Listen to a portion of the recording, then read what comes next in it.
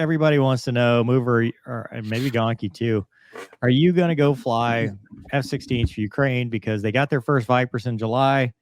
They're going to have 20 pilots. But then Lindsey Graham, senator from the great state of South Carolina, said, if you're a retired F-16 pilot, you're looking to fight for freedom, they will hire you here, he told reporters. They're going to look throughout NATO nations for willing fighter pilots who retired to come help them until they can get their pilot trains. We're going to get these jets in the air sooner rather than later. And that's pretty much the whole thing. And everybody keeps asking me, are you going to sign up? Number one, I'm not retired. So there's that part.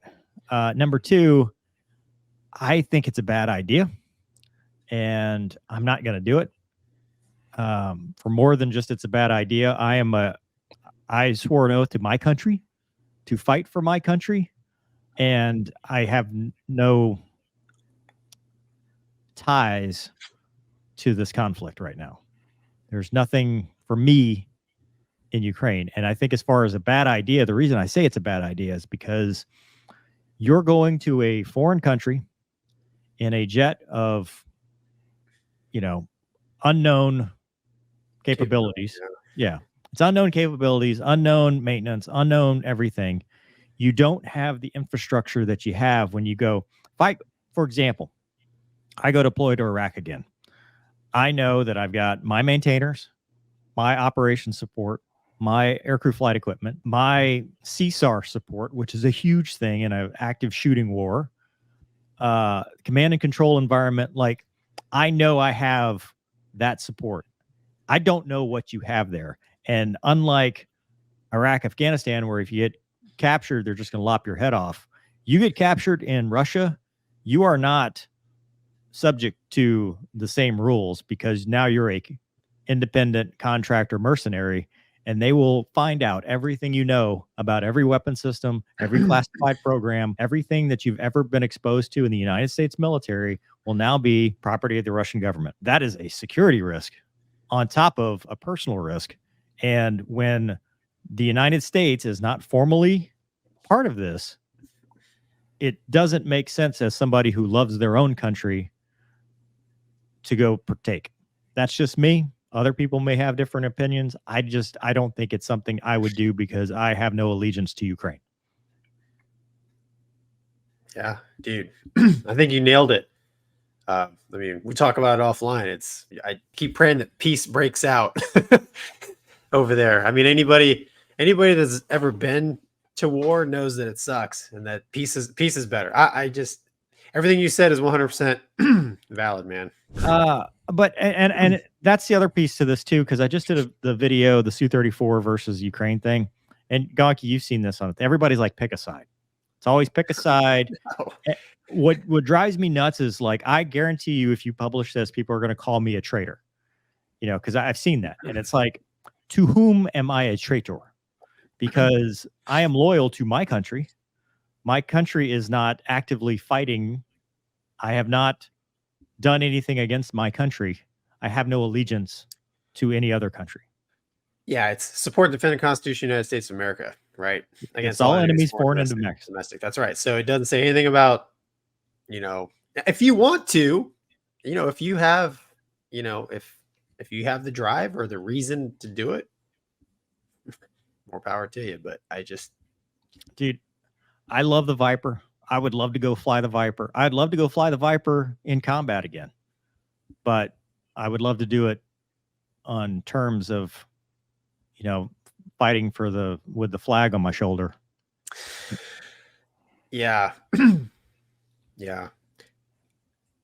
I mean, it would be cool if you could just be like, hey, let's just have a training day. We won't really shoot at one another and just go out and see if you could, get in a BFM engagement with a Russian. That would be fun. But yeah, dude, the war, I mean, I actually have, through marriage, I have family in the Ukraine, and I'm just very sad about that whole situation over there. I mean, it's there's a lot of people that are dying that don't need to die, in my 100%. Opinion, on both 100%. Sides, man.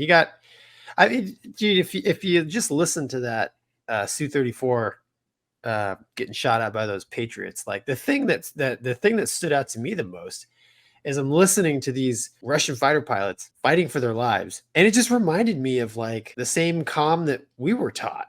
And like, you know, a little different dialect and whatnot. I mean, it was translated, but like these are real people. I mean, you know, and you know, my experience in combat is like, you know, politics aside, man. I'm just trying to help the guy on the ground or the guy Well, and next to me, or and you know what that's I'm the mental saying? health minute. That's 100%. That's a good segue for the mental health minute that we're going to talk about in a minute. But you know, if you're going to have that flag draped over your coffin because you gave it all in the battlefield, you know, make sure you're doing it for the right reasons.